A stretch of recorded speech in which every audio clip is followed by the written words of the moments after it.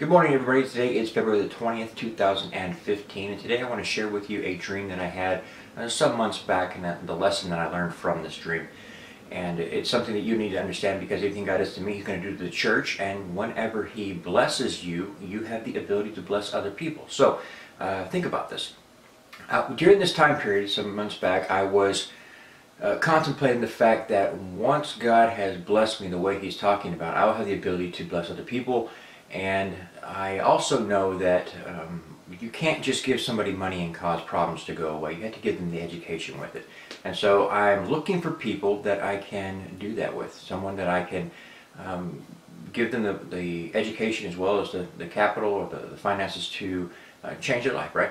And so I immediately began with my family, because I love my family. I hope them to do, I hope they will do very well in their life, right? Now I want to see them improve their situation. So I started with them, and I've talked a little bit about that in the past, the kind of problems that I was having with my family, this lack of any response from them. So I started looking beyond that. Where else can I find individuals that would be good candidates for this blessing? So some time went by, and I met an individual, and I won't tell you his first name, but I'll tell you his last name is Favor.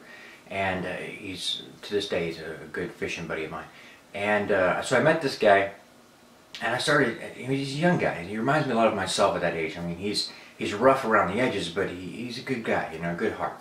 And the moment you meet him, you just like this guy. His last name, Favor, says it all. I mean, the moment you meet him, he just has favor, and you just like him. I don't know why. You just do. And so I met this guy, and I thought, man, this is the guy that I want to help. This is one of those people that I could really help, and he's open to the idea. Just everything about him I really like, and still do. And so I was thinking on this and talking to my wife about it, and I went to bed. And that night I had a dream, and in this dream I am standing from it's like I'm looking at the scene from the side view, so I can see what's going on. The dream is unfolding in front of me, and though I'm not actually active in the dream itself.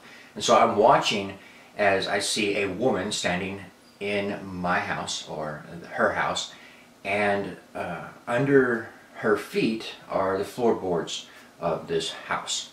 And then on this side I see an arm from like here down, right? And I know this is Favor, right? This is Favor. And I see the hand reaching down, sliding across the floor toward the woman's feet. Then picks up the floorboard she's standing on. I see her rise up. And underneath there, because I was standing looking at these two people, I can see looking down, that underneath the floorboards there are jewels and gems and things like that. I see one red ruby. It's very, very bright. And he reaches his hand in there and pulls out a gem and pulls it back. And that's the end of the dream. So immediately I wake up after this dream, and I recognize that this is a very odd dream. Here we have my family, my house, and you see that Favor has like a humble behavior in submitting to the other person, but it's a sneaky way in that they're sliding their hand across to sneak in there and steal something. And it really bothered me, and I thought, I really didn't expect this guy to be like that, you know. And I never really saw his face in the dream. I just saw the hand, you know.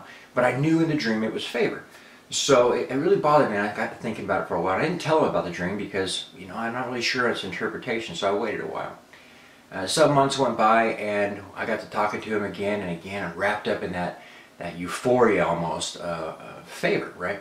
And just really hitting off with this guy. Every time I talked to him, I really liked him, and I wanted to work with him and all this stuff. I started talking about, well, that dream came back to my mind. I kept thinking about, man, this is really bothering me. So I decided I would just tell him about this dream that I had. So I told him, you know, I had this dream about you, and I just wanted to share it with you. And I don't really sure what exactly it's showing me at this point in time, but this is the basics, right? And so I laid it out for him, and he was taken back. And I said, you know, it's odd, because it's very much like you in the sense that you are very humble and everything, but you it seems like that's a front, and then behind the scenes you're actually doing this thing. So he was like, well, I would never do that. I'm like, I'm not saying that you are doing that. I'm saying it could be you because it's favor in the dream, but it's also favor in the dream, like the word, right? So it's something I'm thinking about, and I've seen this, and so I need to understand it better. And he's very good about it, and he understood. And I mean, what do you do when someone basically insults you with this dream and says, hey, by the way, I had this dream that you're not what you seem to be, kind of thing. That's kind of rude, so I try to do it in the best possible way, if there is a good way. And I didn't think much more of it. And then I was reading Scripture. And as I've told you guys before, the interpretation for your dreams are always going to be found in Scripture. The principles are there. Oftentimes the very elements of your dreams will be found in there. So always be reading Scripture. That's where you're going to find your interpretation. And in one of these scriptures I was reading, bam, there it was, favor is deceitful. And so I came to realize that God was not showing me so much this individual. He was showing me that favor itself is deceitful. So just picking people that you're going to work with based on the fact that you like this person, you have a good feeling about that person, that's not going to cut it. You really need to seek God on the issue of who and when and where to bless people, right?